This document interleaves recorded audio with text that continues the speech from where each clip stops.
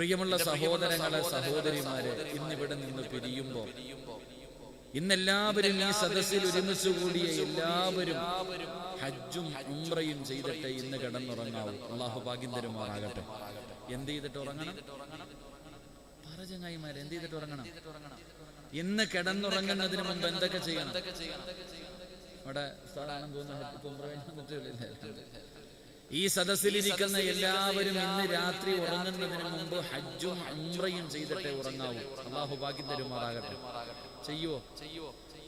ഒരു മടി എന്തപ്പാ? ഒരു ഹജ്ജും ഉംറയും ചെയ്ത പ്രതിഫലം വേണോ? ഒരു നല്ല കാര്യം ചെയ്താൽ മതി. ഒരു നല്ല കാര്യം നിങ്ങൾ ആരെങ്കിലും ഇന്ന് രാത്രി ചെയ്താൽ ഒരു ഹജ്ജും ഉംറയും ചെയ്ത പ്രതിഫലം അള്ളാഹു തരുമെന്ന് നബിയുനാ റസൂലുള്ളാഹി. അപ്പൊ ഇൻഷാ അല്ലാഹ് ചെയ്തൂടെ? പറഞ്ഞുതരട്ടെ? വേണോ? വേണം. 11 മണി വരെ അവിടെ ഇരിക്കും. അതേതാന്ന് കേൾക്കണമെങ്കിൽ ഇപ്പോഴേ അങ്ങ് കിട്ടിയാ പോയില്ലേ? ആ ഹജ്ജും ഉംറയും ചെയ്ത പ്രതിഫലം കിട്ടുന്ന കാര്യം എന്താണെന്ന് പഠിക്കണമെങ്കിൽ വഅലിന്റെ അവസാനം വരെ ഇരിക്കണം. ഞാൻ അവസാനേ പറയത്തുള്ളൂ. അവസാനം ആ പ്രതിഫലം കിട്ടുന്ന കാര്യവും പഠിച്ച് വീട്ടിൽ പോയി പറഞ്ഞിട്ട് കിടന്നുറങ്ങണം. അള്ളാഹു ഭാഗ്യം തരുമാറാകട്ടെ. എൻ്റെ പ്രിയമുള്ള സഹോദരങ്ങളെ സഹോദരിമാരെ, കൂട്ടുകാരില്ലാത്ത ആരുമില്ല. ഈ സദസ്സിലിരിക്കുന്ന ഏകദേശമുള്ള എല്ലാവർക്കും കൂട്ടുകാരുണ്ട്. ഈ പെണ്ണുങ്ങൾക്കുണ്ട്, എല്ലാവർക്കും കൂട്ടുകാരുണ്ട്. അതുകൊണ്ടാണല്ലോ ഇന്നത്തെ ചെറുപ്പക്കാരൊക്കെ പറയണത്, പടച്ചോനെ ഇവൻ എൻ്റെ ചങ്കാണ്, കരളാണെന്നൊക്കെ പറയണത്. അങ്ങനെയാണല്ലോ, ചങ്കെന്നാ ഇന്ന് കൂട്ടുകാരെ പറയാ. അപ്പൊ ആണുങ്ങൾ മാത്രമല്ല, ആണുങ്ങൾ കൂട്ടുകാരാക്കിയിട്ട് ഇപ്പൊ വേണ്ടാതെ പെണ്ണുങ്ങളെ കൂട്ടുകാരാക്കും. അവിടെ നിന്നാണെങ്കിൽ പെണ്ണുങ്ങളും അങ്ങനെയൊക്കെ തന്നെ ഏകദേശം ആണുങ്ങളെ കൂട്ടുകാരാക്കും. എന്റെ പ്രിയമുള്ളവരെ, ചിലരുടെ ഏറ്റവും വലിയ ഫ്രണ്ട് വാപ്പയാ, പെണ്ണുങ്ങളുടെ ഏറ്റവും വലിയ സുഹൃത്ത് ഉമ്മയാ. ചിലപ്പോൾ കൂടപ്പറപ്പുകൾ തമ്മിൽ നടക്കുന്നത് കണ്ടാൽ കൂട്ടുകാരെ പോലെ നടക്കുന്ന എല്ലാവർക്കും ഫ്രണ്ട്സുകളുണ്ട്. ഇല്ലാത്തവർ വളരെ കുറവാണ്. സത്യത്തിൽ എന്തിനായി ഫ്രണ്ട്സിനെ തെരഞ്ഞെടുക്കുന്നത്?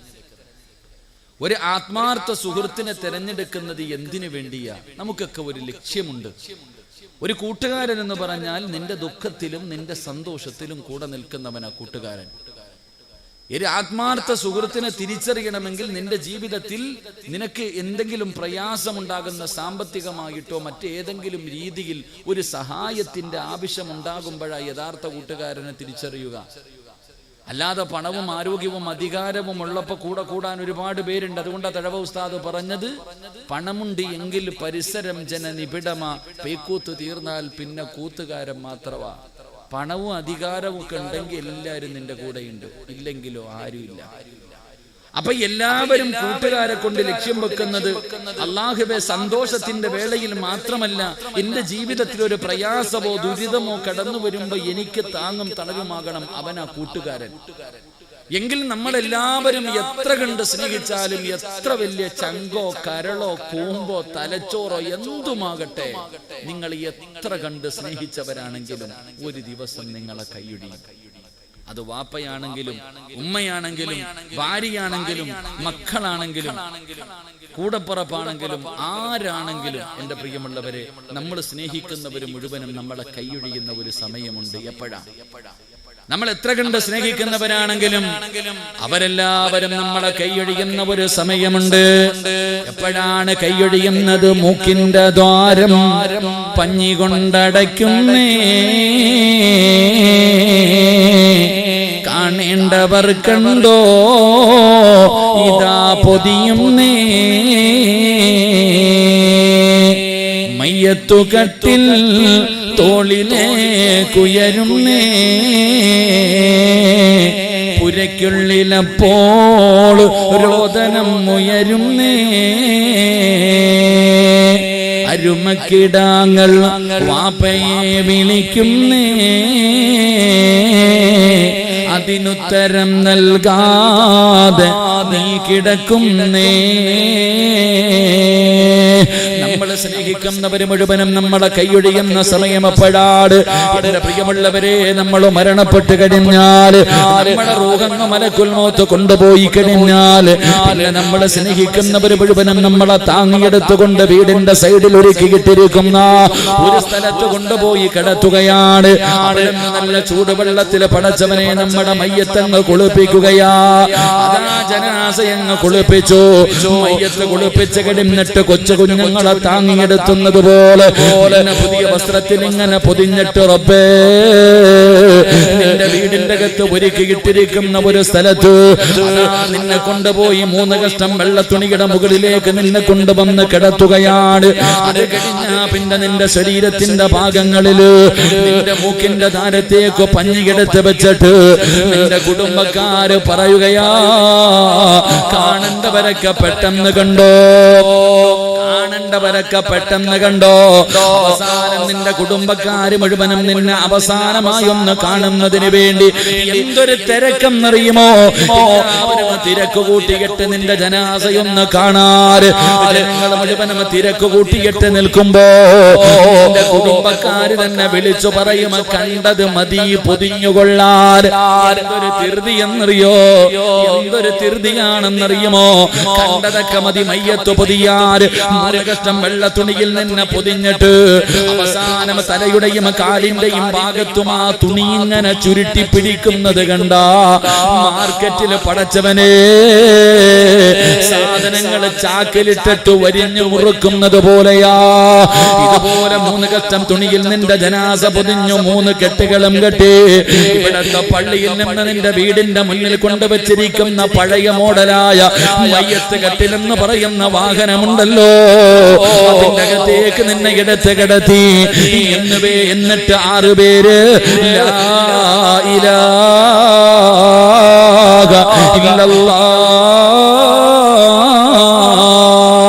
എന്ന് പറഞ്ഞുകൊണ്ട് നിന്റെ ജനാസ ഉയർത്തുകയാണ്. അവര് ചുമലിലേക്ക് വെച്ചു പള്ളിയിലേക്ക് നടക്കുകയാണ്. നിന്റെ വീട്ടിൽ നിന്ന് ജനാസ ഇറങ്ങുമ്പോ നിന്റെ ഭാര്യ, നിന്റെ പെങ്ങന്മാര്, നിന്റെ ഉമ്മ, നിന്റെ കൂടപ്പറപ്പുകള്, നിന്റെ കുടുംബക്കാര് അവരും അവിടെ നിന്ന് കൈയൊടിഞ്ഞു. ജനാസ പള്ളിയിൽ കൊണ്ടുവന്നു. നിന്റെ ജനാസ പള്ളിയിൽ കൊണ്ടുവന്നു. മയ്യത്ത് നമസ്കാരം കഴിഞ്ഞു. പിന്നെ പള്ളിപ്പറമ്പിലേക്ക് കൊണ്ടിറങ്ങുകയാണ്. അല്ലാഹുവേ, പള്ളിപ്പറമ്പിൽ ഒരു കബറിങ്ങനെ വെട്ടിയിട്ടിട്ടുണ്ട്. പണക്കാരനാണെങ്കിലും പാവപ്പെട്ടവനാണെങ്കിലും ഒരു വ്യത്യാസവുമില്ല. 2 പേര് കബറിന്റെ അകത്തിറങ്ങി നിന്നെ താങ്ങിയെടുത്തിട്ട് കബറിന്റെ അകത്ത് വെച്ചോ. 3 കെട്ടുകളും അടിച്ചു മാറ്റി കിബിലയുടെ ഭാഗത്തേക്ക് തലതിരിച്ചു വെച്ചു. എന്നിട്ട് കബറിന്റെ അകത്ത് നിൽക്കുന്ന മനുഷ്യൻ ചോദിക്കുകയാ, മകനെവിടെ? ഒരു പിടി മണ്ണ് വാരിത്താടാ. ഉമ്മാടെ കബളിന്റെ താഴെ വെക്കാനാണ്, പാപ്പയുടെ കബളിന്റെ താഴെ വെക്കാനാണ്. ഒരു പിടി മണ്ണ് വാരി കൊടുക്കുമ്പോ അതിങ്ങനെ കബളിന്റെ താഴെ വെച്ചു. പിന്നെ പലകയെടുത്ത് നിരത്തുകയാണ്. റബ്ബേ, ഓരോ പലകകളും എടുത്ത് നിരത്തി. അവസാനം പലക നിരത്തി കഴിഞ്ഞാല് കബറിന്റെ മുകളിൽ മണ്ണ് വാരിയിടുന്ന സമയമാ. കബറിന്റെ മുകളിൽ മണ്ണ് വാരിയിടുന്ന സമയമാ. ഇന്ന് കബറിന്റെ മുകളിൽ ജനങ്ങൾ മണ്ണ് വാരിയിടുന്നത് കണ്ട എന്തോ മത്സരം നടക്കുന്നത് പോലെയാണ്. എന്തോ മത്സരം നടക്കുന്നത് പോലെ. എന്റെ പ്രിയമുള്ളവരെ, വെറുതെയല്ല അല്ലാഹുവിന്റെ റസൂല് മണ്ണിടാൻ പറഞ്ഞത്. പഠിക്കാൻ 3 പാഠങ്ങളാണ്. മിൻഹാ ഖലഖനാകും വഫീഹാ നുഈദുകും വമിൻഹാ നുഖ്രിജുകും തഅറതൻ ഉഖ്റാ. മണ്ണ് വാരിയിടേണ്ടത്. 3 പിടി മണ്ണ് വാരിയിട്ടു. അവസാനം 4 ഭാഗത്ത് നിന്ന് മണ്ണ് വെട്ടിയിട്ട് കബറിന്റെ പണിയങ്ങ് പൂർത്തിയായി. അത് കഴിഞ്ഞിട്ട് റബ്ബേ, കബറിന്റെ മുകളിൽ 2 ചെടി നടണമല്ലോ. എല്ലാം കഴിഞ്ഞാല് പിന്നെ കബറിന്റെ മുകളിൽ കാലിനും തലയിലും ഒരു ചെടി നടണം. ഏത് മോനാ പോകുമ്പോ കൊണ്ടുപോകുന്നത്? പാപ്പാടെ ജനാസ, ഉമ്മയുടെ ജനാസ പള്ളിയിൽ കബറടക്കാൻ പോകുമ്പോ ഏതു മകനാണ് പടച്ചവനെ വാപ്പയുടെ നെഞ്ചിന്റെ മുകളില്, മാതാപിതാക്കളുടെ കബറിന്റെ മുകളിൽ നടാനുള്ള ചെടി ആരാ കൊണ്ടുപോകുന്നത്? അധികം മക്കളും കൊണ്ടുപോകാറില്ല. സമയമാകുമ്പോ വേറെ ഏതെങ്കിലും ഒരുത്തന്റെ തലയിലിരിക്കുന്ന കമ്പൊടി കമ്പൊടിക്കലാ. അതും അനുവാദം ചോദിക്കൂല. അനുവാദം ചോദിക്കാതെ മോഷണം നടത്തിയിട്ട് വാപ്പയുടെയും ഉമ്മയുടെയും തലയിലും കാലിലും ഒരു ചെടി നട്ട് വെച്ചിട്ട് എല്ലാവരും പറയുന്ന വാക്കെന്താ? അസ്സലാമു അലൈക്കും യാ ദാറ ഖൗമുൽ മുഅ്മിനീൻ ഇന്നാ ഇൻഷാ അല്ലാഹു ബികും ലാഹിഖൂൻ. എല്ലാവരും നിന്നെ ഒരു പടുകുടിക്കകത്ത്, ആരുമില്ലാത്ത ഒരു വെളിച്ചമില്ലാത്ത പള്ളിപ്പറമ്പിലെ ഒരു കുടിക്കകത്ത് നിന്നെ ഇറക്കി ഒറ്റക്കിട്ടിട്ട് നിന്റെ കുടുംബക്കാര് മുഴുവനും പറയുന്നു മഅസ്സലാമാ മഅസ്സലാമാ. എല്ലാവരും നിന്നെ പള്ളിപ്പറമ്പിൽ കൊണ്ടുപോയി ഒറ്റക്കിട്ടിട്ട് തിരിച്ച് നടന്നു പോകുമെങ്കിൽ പ്രിയമുള്ളവരെ, അവിടെയല്ലേ നിനക്ക് കൂട്ടുവേണ്ടത്, അവിടെയല്ലേ നിനക്ക് സഹായം വേണ്ടത്. പ്രിയമുള്ളവരെ, കാരണം ജീവിതത്തിൽ നീ ഒറ്റപ്പെടുന്ന ഒരേ ഒരു സ്ഥലമേ ഉള്ളൂ. നിങ്ങളും ജീവിതത്തില് ഒറ്റയ്ക്ക് പോയി കിടക്കുന്ന ഒരേ ഒരു സ്ഥലമേ ഉള്ളൂ. ദുനിയാവിലല്ല, അത് മഹ്ശറിലല്ല, അത് നരകത്തിലല്ല, അത് സ്വർഗത്തിലല്ല. സിറാജ് തന്റെ ജീവിതത്തിൽ ഒറ്റയ്ക്ക് പോയി കിടക്കുന്ന ഒരേ ഒരു സ്ഥലം, അത് 6 അടി മണ്ണാണെന്ന് നബി മുഹമ്മദ് മുസ്തഫ സല്ലല്ലാഹു അലൈഹി വസല്ലം. നമ്മൾ എത്ര കണ്ട് സ്നേഹിക്കുന്നവരാണെങ്കിലും എല്ലാവരും നമ്മളെ കൊണ്ടുവന്ന് ആ കുഴിക്കകത്ത് കിടത്തിയിട്ട് തിരിച്ചു പോകും. അല്ലാഹു ഈമാൻ തരുമാറാകട്ടെ. ചില മക്കള് പറയും, ഉസ്താദേ എൻ്റെ ഉപ്പ എന്ത് ജീവനാണെന്നറിയോ, എൻ്റെ ഉമ്മ എന്ത് ജീവനാണെന്നറിയോ, ഉസ്താദേ എൻ്റെ ഭർത്താവില്ലെങ്കിൽ എനിക്ക് ഉറങ്ങാൻ പറ്റൂല. താത്താമാര് പറയും, എന്റെ ഭാര്യയില്ലാതെ എനിക്ക് ഉറങ്ങാൻ പറ്റൂല ഉസ്താദ്, അത്രയ്ക്ക് ഞങ്ങൾ സ്നേഹവ, എന്റെ ചങ്ക ഉസ്താദ്, എന്റെ കരള ഉസ്താദ്. ഇവിടുത്തെ പള്ളിപ്പറമ്പിൽ ആരായിരിക്കുന്നത്? അല്ലാഹു ഈമാൻ തരുമാറാകട്ടെ. ഖബറിന്റെ അകത്ത് കിടക്കുന്ന നിന്റെ വാപ്പാടെ എത്രയോ പേരുടെ വാപ്പ അവിടെ കിടക്കുന്നുണ്ട്. ഏത് മകനായി ഈ പള്ളിപ്പറമ്പിൽ ഇരിക്കണ? ഈ ഭാര്യമാർ എത്ര, ഈ പെണ്ണുങ്ങളുടെ ഭർത്താക്കന്മാര് ഖബറിൽ കിടക്കണ ഏത് പെണ്ണായി പള്ളിപ്പറമ്പിൽ ഇരിക്കുക? ഏത് സുഹൃത്താണ് തൻ്റെ കൂടപ്പറപ്പിന്റെ, തൻ്റെ കൂട്ടുകാരന്റെ ഖബറിന്റെ ചാരത്തിരിക്കുന്നത്? ഒരു മനുഷ്യനും ഇരിക്കൂല. എല്ലാം കൂടെ കൊണ്ടുവന്ന ആ കുടിയിട്ടിട്ട് പറയും അസ്സലാമു അലൈക്കും, തിരിച്ചു പോകും. ഇതാ എന്റെയും ഞങ്ങളുടെയും അവസ്ഥ. അല്ലാഹു ഈമാൻ തരുമാറാകട്ടെ. അല്ലാഹു ഈമാൻ തരുമാറാകട്ടെ. അപ്പൊ അവരാണോ കൂട്ടുകാരി? എടാ, നിനക്ക് ഉപകാരപ്പെടുന്നവനെയാ നീ കൂട്ടുകാരനാക്കേണ്ടത്. നീ സ്നേഹിക്കുന്നവർ മുഴുവനും നിന്നെ ഈ നട റോഡിൽ കൊണ്ട് കളയുന്നത് പോലെ ഈ കാട് പിടിച്ച് കിടക്കണ പള്ളിക്കാട്ടി കൊണ്ടുവന്ന് കുഴിച്ചിട്ടിട്ട് പോകുവാനാണെങ്കിൽ പിന്നെ അവരുടെ കൂടെ കൂടിയിട്ട് വല്ല കാര്യമുണ്ടോ? ഇവരുടെ കൂടെ കൂടിയിട്ട് വല്ല പ്രയോജനമുണ്ടോ? നിനക്ക് പ്രയോജനമുള്ളവരെയല്ലേ നീ കൂട്ടുകാരനാക്കേണ്ടത്. നിനക്ക് എന്തെങ്കിലും ഗുണമുള്ളവന്റെ കൂടെ വേണം നീ കൂടാൻ. അപ്പൊ ഞാനൊരു കൂട്ടുകാരനെ പറഞ്ഞു തരാം. ആ കൂട്ടുകാരൻ ദുനിയാവിൽ നിന്റെ കൂടെ ഉണ്ടാകും. ഒരു നിമിഷം പോലും വിടൂല, കൂടെ ഉണ്ടാകും. മരണസമയത്ത് കൂടെ ഉണ്ടാകും. ഖബറിന്റെ അകത്ത് കൂടെ ഉണ്ടാകും. ഖബറിൽ നിന്ന് എഴുന്നേൽക്കുമ്പോഴും കൂടെ ഉണ്ടാകും. അള്ളാഹുവിന്റെ കോടതിയിൽ സിറാത്തിലുണ്ടാകും. അള്ളാഹുവെ അവസാനം നിന്നെ സ്വർഗം വരെ കൊണ്ടുപോകുന്ന ഒരു കൂട്ടുകാരനുണ്ടെന്ന് നബി മുഹമ്മദ് മുസ്തഫ. നബി മുഹമ്മദ് മുസ്തഫ. ഒരു കൂട്ടുകാരനെ ഞാൻ അങ്ങോട്ട് പറഞ്ഞുതരാം, കൂടെ കുടിക്കൂ. ഞാൻ പറയുന്ന ഈ കൂട്ടുകാരന്റെ കൂടെ നിങ്ങൾ ആരെങ്കിലും കൂടിയാൽ നിന്റെ സർവ്വ കാര്യങ്ങളിലും എല്ലാ സ്ഥലങ്ങളിലും നിന്റെ കൂടെ ഉണ്ടാകും. ആ കൂട്ടുകാരൻ ആരാ? കള്ളും കുടിച്ച് പെണ്ണും പിടിച്ചടക്കുന്ന വൃത്തികെട്ടവന്മാരും പരിശീലനമാരൊന്നും അല്ല. അവരാരെന്നറിയുമോ? ജനിച്ചത് മുതൽ മരിക്കുന്ന കാലം വരെ പാപം ചെയ്തിട്ടില്ല, പാപം കണ്ടിട്ടില്ല, പാപം കേട്ടിട്ടില്ല, പാപം പറഞ്ഞിട്ടില്ല. ജനിച്ചത് മുതൽ മരിക്കുന്ന കാലം വരെ നന്മ മാത്രം ചെയ്യുന്ന ചില കൂട്ടുകാരുണ്ട്. അള്ളാഹു അവരുടെ കൂടെ കൂട്ടുകൂടാൻ അള്ളാഹു നമുക്ക് ഭാഗ്യം തരുമാറാകട്ടെ. അള്ളാഹു ഭാഗ്യം തരുമാറാകട്ടെ. അവരാരായിരിക്കും? ജനിച്ചത് മുതൽ മരിക്കുന്ന കാലം വരെ, ജനിച്ചത് മുതൽ മരിക്കുന്ന കാലം വരെ പാപം ചെയ്യാത്ത ആ വിഭാഗം അള്ളാഹുവിന്റെ മലക്കുകളാണെന്ന് ആദരവായ പ്രവാചകൻ നബി മുഹമ്മദ് മുസ്തഫ. ആദരവായ പ്രവാചകൻ നബി മുഹമ്മദ് മുസ്തഫ. അപ്പൊ നിങ്ങൾ ചോദിക്കൂ, ഉസ്താദെ മലക്കുകളുമായിട്ട് കൂട്ടുകൂടാൻ പറ്റുമോ? നല്ല ചോദ്യമാണ്. മലക്കുകളുമായിട്ട് നമ്മളാരും മലക്കുകളെ കണ്ടിട്ടില്ല. അപ്പൊ മലക്കുകളുമായിട്ട് എങ്ങനെ കൂട്ടുകൂടാം? എന്റെ സഹോദര, നിന്റെ ജീവിതത്തിൽ നീ ആദ്യം പരിചയപ്പെട്ടത് മലക്കിനെയാണ്. എന്റെ ജീവിതത്തിൽ ഞാൻ ആദ്യമായിട്ട് പരിചയപ്പെട്ടത് എൻ്റെ ഉമ്മാടെ ഗർഭാശയത്തിൽ കിടന്ന് മാസങ്ങൾ മാത്രം പ്രായമുള്ളപ്പോൾ ഒരു മലക്ക് എൻ്റെ അടുക്ക വന്നു. എൻ്റെ റിസ്ക് എഴുതാൻ, എനിക്ക് റൂഹൂതാൻ, എൻ്റെ കാര്യങ്ങളൊക്കെ തീരുമാനിക്കാൻ ഒരു മലക്ക ഖബറിൽ എൻ്റെ ഉമ്മാടെ എൻ്റെ അടുത്ത് വന്നത്. അത് കഴിഞ്ഞിട്ട് നിങ്ങൾ ചിന്തിച്ചു നോക്ക്, എൻ്റെ കൂടെ 33 കൊല്ലം കൊണ്ട് ഒരു നിമിഷം പോലും എന്നെ വിട്ട് പിരിയാതെ ഈ 2 ചുമലി 2 മലക്കിലിരിക്കുന്നുണ്ട്. ഒരു നിമിഷം അവരിറങ്ങൂല. എൻ്റെ ഉമ്മയോ എൻ്റെ ഭാര്യയോ മക്കളോ കൂടെ പുറപ്പല്ല എൻ്റെ കൂടെ നടക്കുന്നേ. ഈ ചുമലി കയറിയിരിക്കുന്ന മലക്കുകൾ അവർ ഇറങ്ങാറേയില്ല.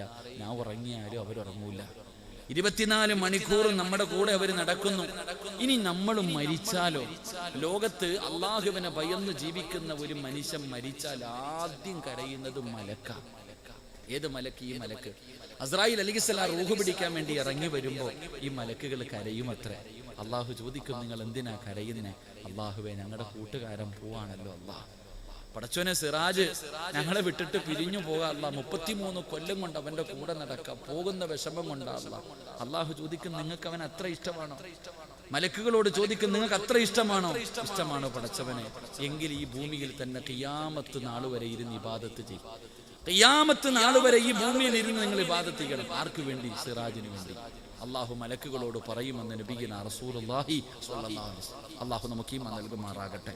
അപ്പൊ അതുകൊണ്ട് എൻ്റെ പ്രിയമുള്ള സഹോദരങ്ങളെ, ഞാൻ പറഞ്ഞു വരുന്നത്, ഈ ഇരിക്കുന്ന ആണുങ്ങളിലും പെണ്ണുങ്ങളിലും ചില ആൾക്കാരെ അള്ളാഹുവിന്റെ മലക്കുകൾക്ക് വലിയ ഇഷ്ടമാണ്.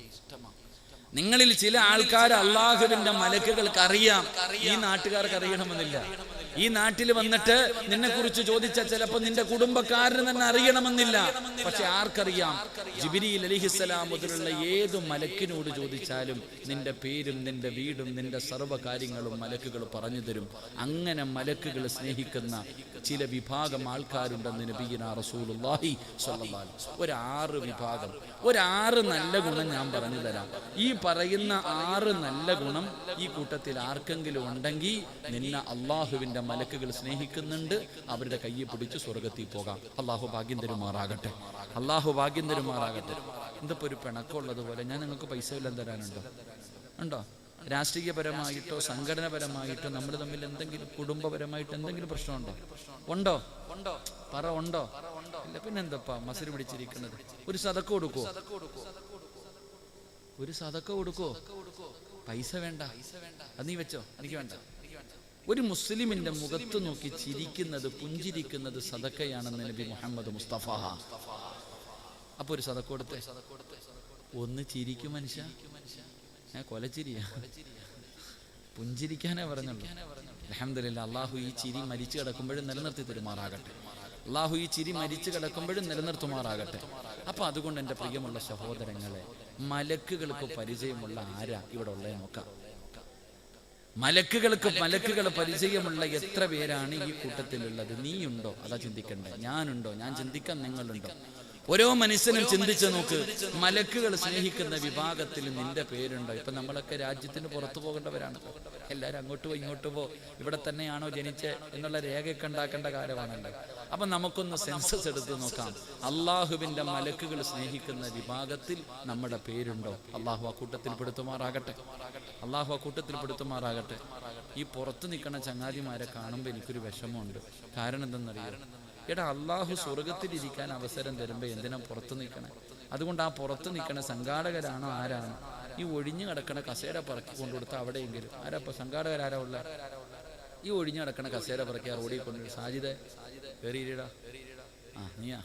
അപ്പൊ പുറത്തേക്കണ ചങ്ങായം പെണ്ണുങ്ങളുടെ പുറകിലൊക്കെ പോയി നിൽക്കണ ചങ്ങാതിമാരെ, കാക്കാമാരെ, ഒന്നീ സ്വർഗത്തിൽ കയറിയിരിക്കുക, അല്ലെങ്കിൽ വീട്ടിൽ പോയി കിടന്നുറങ്ങി. എന്തിനാ വെറുതെ നിൽക്കണേ? നിങ്ങൾ അവിടെ നിൽക്കുന്നതിലും ഭേദം വീട്ടിൽ പോയിരുന്നിട്ട് ഈ മൊബൈൽ എടുത്ത് നോക്കിയാൽ ലൈവായിട്ട് വേദാട്ടെ. എന്തിനാ ഇവിടെ നിൽക്കണേ? ഇത്രയും നല്ല ഒരു സദസ്സ് കണ്ടിട്ട് അത് കണ്ണിന്റെ മുന്നിൽ നടക്കുന്നത് കണ്ടിട്ട് കയറിയിരിക്കാൻ വയ്യെങ്കിൽ അതിനർത്ഥം നീ ഇതിനെ കളിയാക്കുന്നതിന് തുല്യമാണ്. എന്തിനാ വെറുതെ 8ന്റെ പണി ചോദിച്ചു വാങ്ങുന്നത് അള്ളാഹിനോട്? അള്ളാഹു കാത്തിരക്ഷിക്കുമാറാകട്ടെ. അപ്പോൾ ഒന്നീ നിങ്ങൾ അകത്ത് കയറുക, അല്ലെങ്കിൽ വീട്ടിൽ പോയി കിടന്നുറങ്ങുക, ഏതെങ്കിലും ചെയ്യും. അള്ളാഹു എല്ലാവർക്കും ഈമാൻ നൽകി അനുഗ്രഹിക്കുമാറാകട്ടെ. അള്ളാഹ് ഈമാൻ നൽകി അനുഗ്രഹിക്കുമാറാകട്ടെ. അള്ളാഹു ഈമാൻ നൽകി അനുഗ്രഹിക്കുമാറാകട്ടെ. അപ്പോൾ ഒന്നാമത്തെ വിഭാഗമാരാ? അള്ളാഹുവിന്റെ മലക്കുകളെ സ്നേഹിക്കുന്ന ഒന്നാമത്തെ വിഭാഗമാരാ? പെണ്ണുങ്ങളെ, നിങ്ങളിൽ ആരെയാണ് അള്ളാഹുവിന്റെ മലക്കുകൾക്ക് പരിചയമുള്ളത്? നിങ്ങളിൽ ആരെയാണ് മലക്കുകൾ? നിങ്ങളിൽ ആർക്ക് വേണ്ടിയാണ് മലക്കുകൾ ദുആ ചെയ്യുന്നത്? ഒന്നാമത്തെ വിഭാഗം അള്ളാഹുവിന്റെ പ്രവാചകൻ നബി മുഹമ്മദ് മുസ്തഫ. മഹാനായ നബി മുഹമ്മദ് മുസ്തഫ സല്ലല്ലാഹു അലൈഹി വസല്ലമ തങ്ങൾ ഒരിക്കൽ അല്ലാഹുവിന്റെ പ്രവാചകനും ജിബ്രീൽ എന്ന് പറയുന്ന മലക്കുണ്ടല്ലോ, രണ്ടുപേരും ഇങ്ങനെ സംസാരിച്ചു കൊണ്ടിരിക്കുകയാണ്. അല്ലാഹുവിന്റെ പ്രവാചകൻ സല്ലല്ലാഹു അലൈഹി വസല്ലമ തങ്ങളും ജിബ്രീൽ അലൈഹിസ്സലാമും കൂടെ പരസ്പരം സംസാരിച്ചു കൊണ്ടിരിക്കുകയാണ്. അങ്ങനെ സംസാരിച്ചു കൊണ്ടിരിക്കുമ്പോൾ ഒരു ചെറുപ്പക്കാരൻ ഇങ്ങനെ നടന്നു പോയി.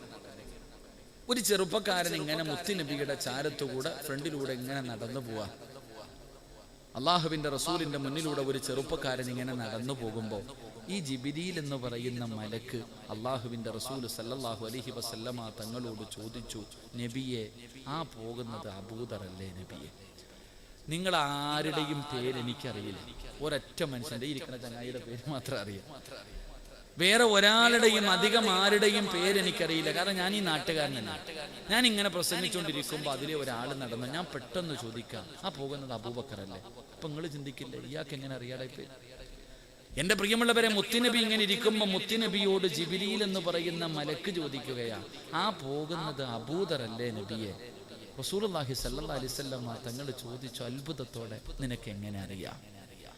ആ പോകുന്നത് അബൂദറാണെന്ന് നിനക്ക് എങ്ങനെ അറിയാം ജിബ്രീൽ? ആര് പറഞ്ഞു തന്ന പേര്? ആരാ പറഞ്ഞു തന്നത് ആ ചെറുപ്പക്കാരന്റെ പേര് അബൂദറാണെന്ന്? അല്ലാഹുവിന്റെ പ്രവാചകൻ അവിടെ അത്ഭുതത്തോടുകൂടി ചോദിക്കുമ്പോൾ ജിബ്രീൽ എന്ന മലക്ക് പറയുന്നു, യാ റസൂലല്ലാഹ്, അബൂദറിനെ ഞങ്ങൾക്ക് എല്ലാവർക്കും അറിയാം നബിയേ. എനിക്ക് മാത്രമല്ല ഇന്നഹു ലഫീ മലകൂതി സമാവാതി സബി അശ്ഹറു ഫിൽ അർളി, ഭൂമിയിലുള്ള ആൾക്കാർക്ക് അറിയുന്നതിനേക്കാളും നല്ലതുപോലെ ആ ചെറുപ്പക്കാരനെ എല്ലാ മലക്കുകൾക്കും പരിചയമാണ് നബിയേ. ഏത് മലക്കിനോട് ചോദിച്ചാലും അബൂദറിന്റെ പേര് പറയും നബിയേ. എല്ലാവർക്കും ആ ചെറുപ്പക്കാരനെ അറിയാം. അല്ലാഹുവിന്റെ പ്രവാചകൻ അത്ഭുതമായി, അബൂദറാരാ? മസ്ജിദ് നബവിയുടെ വെളിയിൽ കിടക്കുന്ന പാവപ്പെട്ട സഹാബിയാണ്. പഠിച്ചവനെ, ഒരു ദിവസം ഒരു നേരം പോലും സ്വന്തമായിട്ടൊരു കാരയ്ക്ക പോലും കഴിക്കാനില്ലാത്ത, ഇട്ടിരിക്കുന്ന വസ്ത്രമല്ലാതെ പുതയ്ക്കാൻ മറ്റൊരു പുതപ്പില്ലാത്ത, ഈ ഭൂമിയിൽ ഒരു പിടി മണ്ണ് പോലും സ്വന്തമായിട്ടില്ലാത്ത പഠിച്ചവനെ, അതാ അബൂദർ എന്ന് പറയുന്ന ചെറുപ്പക്കാരൻ മലക്കുകൾക്ക് എങ്ങനെയാ പരിചയം? എങ്ങനെയാണ് മലക്കുകളെ സ്നേഹിക്കാനുള്ള കാരണമെന്താ? അല്ലാഹുവിന്റെ പ്രവാചകൻ ചോദിക്കുന്നു, ജിബ്രീലേ,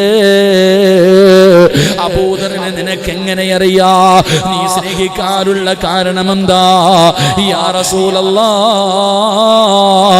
അല്ലാഹുവിന്റെ നബിയേ, മലക്കുകൾ സ്നേഹിക്കുന്ന ഒരു സ്വഭാവമുണ്ട് നബിയേ. ആ ചെറുപ്പക്കാരനൊരു സ്വഭാവമുണ്ട്. അതുകൊണ്ടാണ് മലക്കുകൾ സ്നേഹിക്കുന്നത്.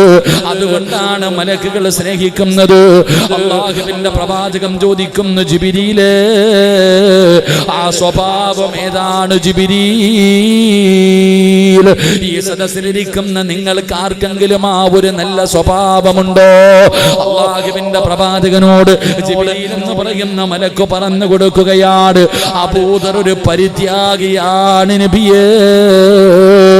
അബൂദർ ആരെന്നറിയുമോ? ഈ ദുനിയാവിനെ വെറുത്തവനാ.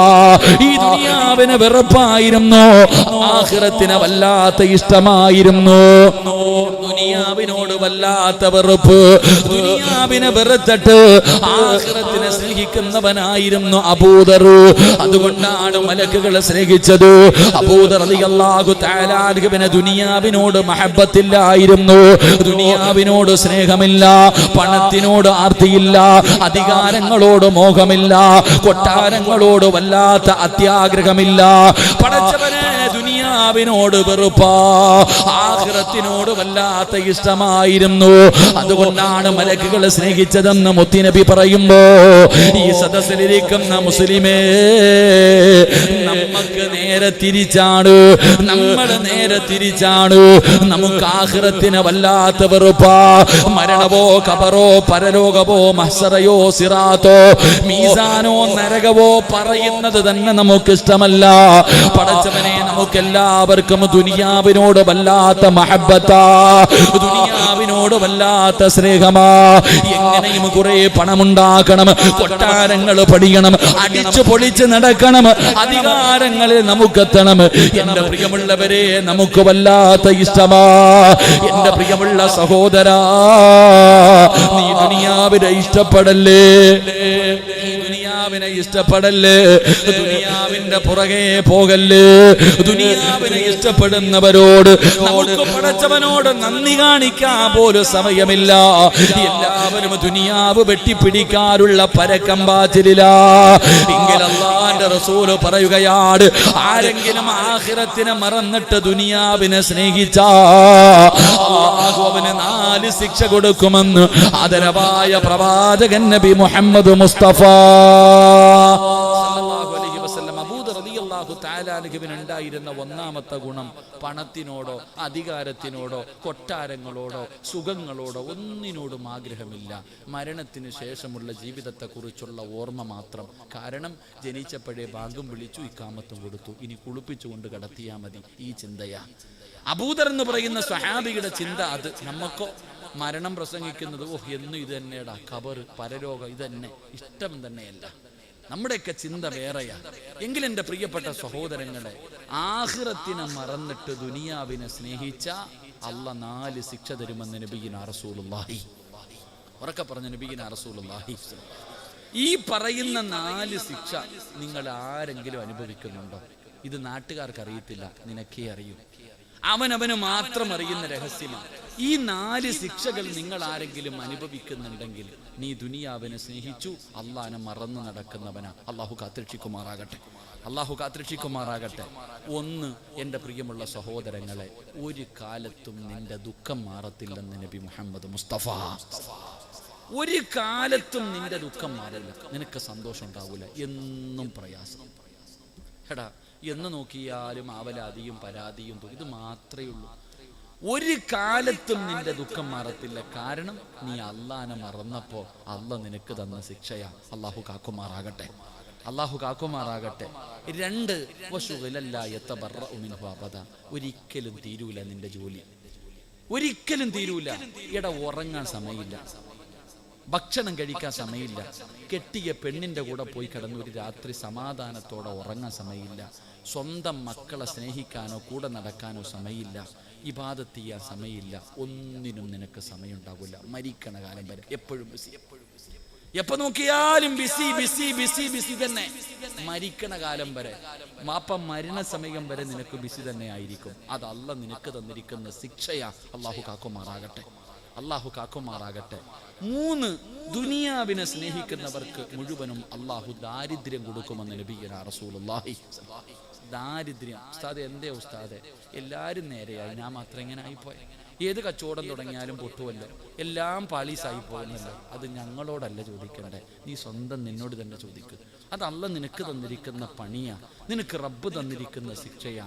അല്ലാഹനെ മറന്നതിന് അല്ലാഹു ഈമാൻ നൽകുമാറാകട്ടെ. 4, നിന്റെ അത്യാഗ്രഹം ഒരു കാലത്തും തീരൂല. എത്ര കിട്ടിയാലും എത്ര നിനക്ക് ലഭിച്ചാലും നിന്റെ ആർത്തി തീരൂല എന്ന് നബിയുനാ റസൂലുള്ളാഹി. ഈ 4 ശിക്ഷ ദുനിയാവിനെ സ്നേഹിക്കുന്നവർക്ക് അല്ലാഹ് കൊടുത്തതാ. അതുകൊണ്ട് എൻ്റെ പ്രിയമുള്ളവരെ, അബൂദർ എന്ന് പറയുന്ന സഹാബിയുണ്ടല്ലോ, ആ സഹാബിക്ക് പടച്ചവനെ ദുനിയാവിനോട് വല്ലാത്ത വെറുപ്പ്, ഒന്നിനോടും ആർത്തിയില്ല. പടച്ചവനെ പാവപ്പെട്ടവനാണ്, എന്തെങ്കിലും തന്റെ കയ്യിൽ കിട്ടിയാൽ വൈകുന്നേരം കിടന്നുറങ്ങുന്നതിന് മുമ്പ് പാവങ്ങൾക്ക് കൊടുക്കുമായിരുന്നു. ഒരു കാരയ്ക്ക് കിട്ടിയാൽ അതിന്റെ പകുതി പാവങ്ങൾക്കാ. ഇതുപോലെ ജീവിച്ചവനാണ് അബൂദർ എന്ന് പറയുന്ന സ്വഹാബി.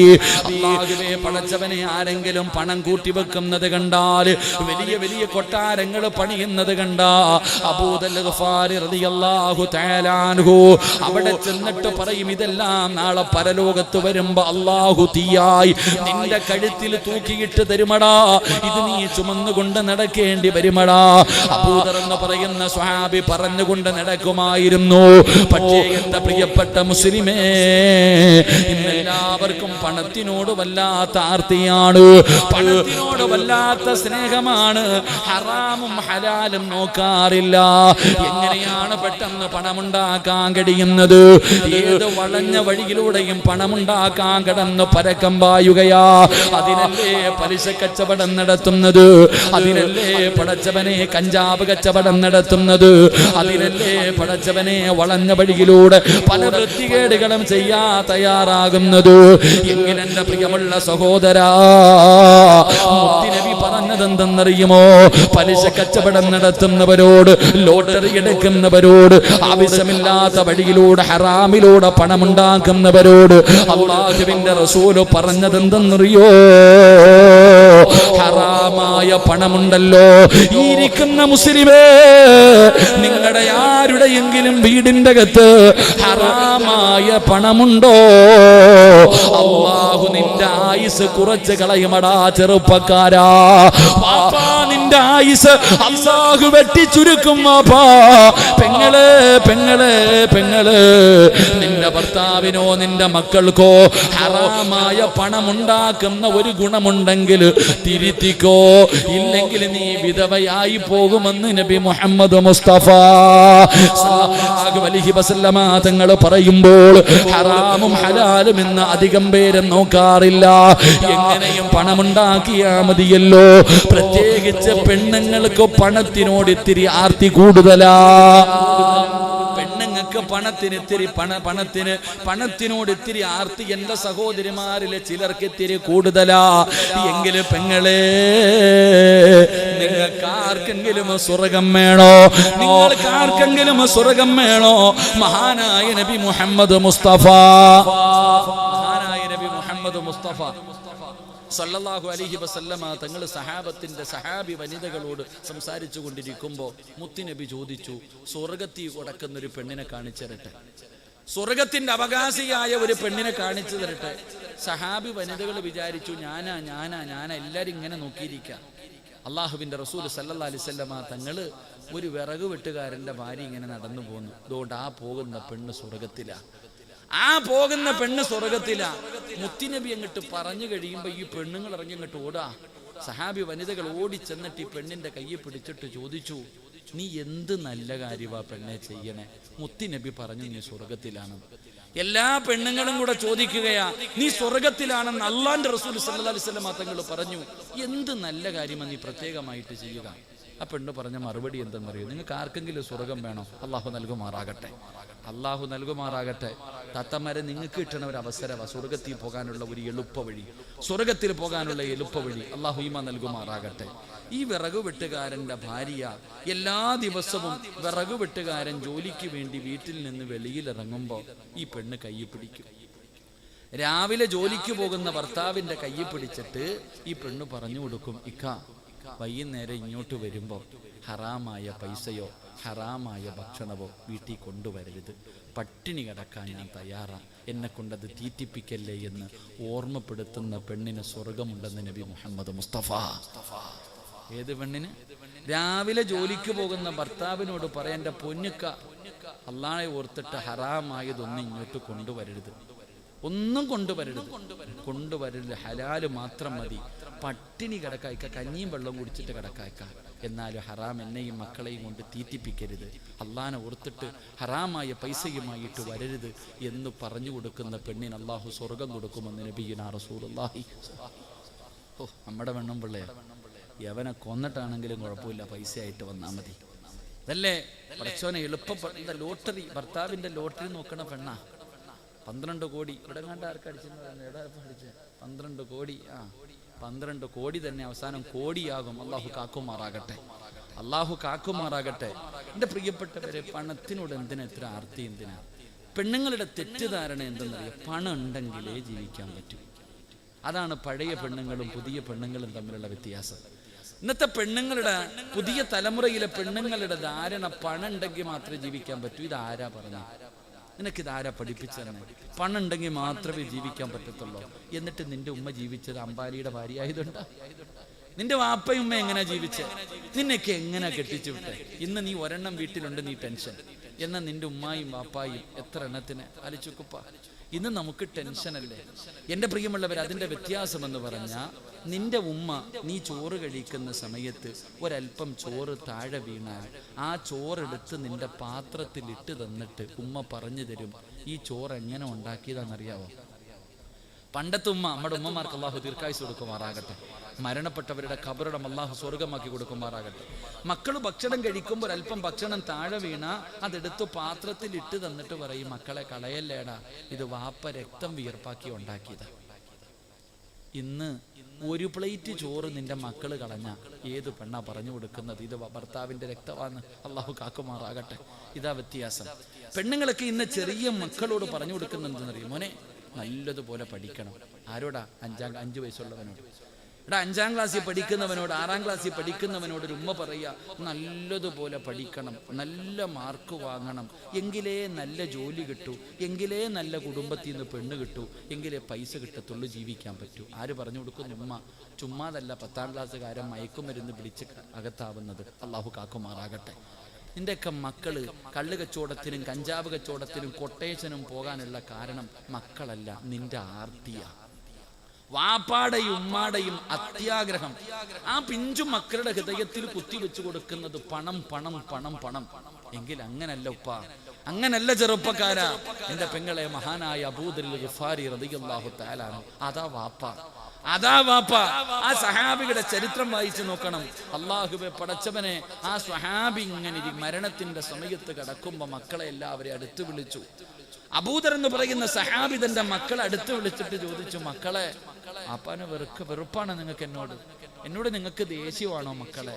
വാപ്പ നിങ്ങൾക്ക് വേണ്ടി ഒന്നും കരുതി വെച്ചിട്ടില്ല. വാപ്പാടെ കയ്യിൽ ഒന്നുമില്ല, വാപ്പാടെ കയ്യിൽ ഒന്നുമില്ല. കള്ളു കുടിച്ചും പെണ്ണു പിടിച്ചും തീർത്തതല്ല മക്കളെ. വാപ്പാടെ കയ്യിൽ എന്ത് കിട്ടിയാലും പാവങ്ങൾ കൊടുക്കും. അങ്ങനെ ഒരു സ്വഭാവം എനിക്കുണ്ട്. അങ്ങനാ നിങ്ങളുടെ വാപ്പ. എൻ്റെ കയ്യിൽ ഒന്നുമില്ല. വാപ്പാടെ അവസ്ഥ എന്തെന്നറിയോ? മക്കളോട് പറഞ്ഞു കൊടുക്കണം, എനിക്ക് നിങ്ങൾക്ക് അങ്ങനെ ഒരു കാലമുണ്ടായിരുന്നു. വീട്ടിൽ ചെന്നിട്ട് ഉപ്പാനോട് അത് വേണം ഇത് വേണം, ഉമ്മാനോട് അത് വേണം ഇത് വേണം എന്ന് ചോദിക്കത്തില്ലായിരുന്നു നമ്മൾ. എന്തേ കാരണം? ഇല്ല എന്ന് നമുക്കറിയാം. നമ്മുടെ വാപ്പ അല്ലാഹുവേ പടച്ചവനെ ചുമട്ടു തൊഴിലാളിയാ. നമ്മുടെ വാപ്പ കൂലിപ്പണിക്കാരനാ. ഉപ്പായ്ക്ക് കിട്ടുന്ന ശമ്പളം ഇതാ. വീട്ടിൽ പോയി അത് വേണം ഇത് വേണമെന്ന് പറഞ്ഞ് ചോദിച്ചാൽ തരാനില്ല എന്ന് നമുക്കറിയാം. പക്ഷെ ഇന്നത്തെ മക്കൾക്കറിയോ? ഇന്നത്തെ മക്കൾക്കറിയാം, അതറിയില്ല. അതറിയുന്ന മക്കൾ ഒരിക്കലും തലതിരിഞ്ഞു പോകൂല, കണ്ടവന്റെ കൂടെ ഓടാൻ പോകൂല. എൻ്റെ ഉപ്പ എന്നെ എങ്ങനെയാ വളർത്തിയേ, എൻ്റെ ഉമ്മ എന്നെ എങ്ങനെയാ വളർത്തിയേ. ഇന്നത്തെ മക്കൾക്കറിയില്ലെങ്കിലും പഴയ മക്കൾക്കറിയാം. എൻ്റെ പ്രിയമുള്ളവരെ, അബൂദർ എന്ന് പറയുന്ന സ്വഹാബി തന്റെ മക്കളെ വിളിച്ചിരുത്തിയിട്ട് മരിക്കുന്ന സമയത്ത് പറയുകയാ, എന്നെ വെറുക്കരുത്, എന്നോട് ദേഷ്യം കാണിക്കരുത്, ഉപ്പാന് നിങ്ങൾ ശപിക്കരുത്, വാപ്പ നിങ്ങൾക്ക് വേണ്ടി ഒന്നും കരുതി വെച്ചിട്ടില്ല. അള്ളാഹു നിങ്ങളെ കൈവിടില്ല മക്കളെ, അള്ളാഹു നിങ്ങളെ കൈവിടില്ല. ഈ വാപ്പയുടെ അവസ്ഥ എന്തെന്നറിയുമോ? അവിടെ നിന്ന് മരിക്കുന്നതിന് തൊട്ട് മുമ്പ് അബൂദർ ഗിഫാരി റളിയല്ലാഹു തആല അൻഹു തന്റെ മക്കളോട് പറഞ്ഞു കൊടുക്കുകയാണ്, വാപ്പ മരിച്ചു പോയാൽ കഫൻ തുണി വാങ്ങാൻ പോലും 1 രൂപ എന്റെ കയ്യിലില്ല. വാപ്പ മരിച്ച കഫൻ തുണി വാങ്ങാൻ പോലും 1 രൂപ എന്റെ കയ്യിലില്ല. മോനെ, ഒരു നല്ല തുണി എടുക്കാമെന്ന് വെച്ചാൽ ഈ വീടിന്റെ അകത്തൊരു നല്ല തുണിയുമില്ല. ഇതാ നിങ്ങളുടെ വാപ്പയുടെ അവസ്ഥ, ഇതാണ് നിങ്ങളുടെ വാപ്പയുടെ അവസ്ഥ. അതുകൊണ്ട് മക്കള് വേദനിക്കരുത്, കരയരുത്. എന്ത് ചെയ്യണമെന്നറിയോ? വാപ്പ മരിച്ചു കഴിഞ്ഞാൽ നിങ്ങൾ എന്റെ മയ്യത്ത് കുളിപ്പിക്കണം, എന്നിട്ട് ചുമന്നുകൊണ്ട് റോഡിൽ കൊണ്ടുവെക്കണം. ജനങ്ങളെ മരുഭൂമിയിലൂടെ നടന്നു പോകുന്ന വഴിയില് ഈ വാപ്പാടെ ജനാസ കൊണ്ടുവച്ചിട്ട് നിങ്ങൾ അവിടെ കാത്തു നിൽക്കണം. ഉംറ കഴിഞ്ഞു മടങ്ങി വരുന്ന ആരെയെങ്കിലും കണ്ടാ അവരോട് പറയണം, ഈ കിടക്കുന്നത് അല്ലാഹുവിന്റെ പ്രവാചകന്റെ സ്വഹാബിയാ. കഫൻ തുണിയുമില്ല, വാങ്ങാ പൈസയുമില്ല. നിങ്ങളുടെ കയ്യിലിരിക്കുന്ന ഇഹ്റാമിന്റെ വസ്ത്രത്തില് എന്റെ വാപ്പാടെ ജനാസയൊന്ന് കഫം പൊതിഞ്ഞിട്ട് കബറടക്കാ പറഞ്ഞാ മതി മക്കളെ. അബൂദർ എന്ന് പറയുന്ന സ്വഹാബി പറഞ്ഞു കൊടുക്കുകയാണ്. അവസാനം അവിടെ നിന്ന് മരണപ്പെട്ടു. മക്കള് വാപ്പാനെ കുളിപ്പിച്ചു, ജനാസ എടുത്തുകൊണ്ട് വഴിയിൽ കൊണ്ടുവച്ചിട്ട് കാത്തു നിൽക്കുകയാണ്. ഒരുപാട് സമയം കാത്തു നിന്നു. അവസാനം ഉംറ കഴിഞ്ഞു വരുന്നവരെ കണ്ടപ്പോ അവരോട് പറഞ്ഞു, അല്ലാഹുവേ, ഒരു സംഘം ഇങ്ങനെ വരികയാണ്. ആരാണ് സംഘത്തിന്റെ അമീർ? മഹാനായ സൽമാനുൽ ഫാരിസി റളിയല്ലാഹു തആല അൻഹു.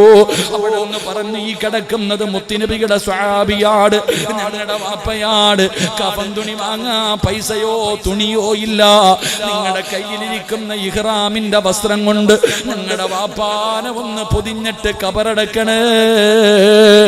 അല്ലാഹുവേ, അവിടുന്ന് മക്കളെ കരഞ്ഞുകൊണ്ട് പറയുമ്പോ സൽമാൻ തങ്ങൾക്ക് അത്ഭുതമായ കഫൻ തുണി വാങ്ങാൻ പോലും പൈസ ഇല്ലാത്ത ഈ സഹാബി ആരാണ് നബിയേ? ആരാണ് പടച്ചവരെ? അതാ മുന്നിലേക്ക് കടന്നു ചെന്നു. തുണിയങ്ങ് ഉയർത്തുമ്പോ മഹാനായ അബൂദറുൽ ഗഫാരി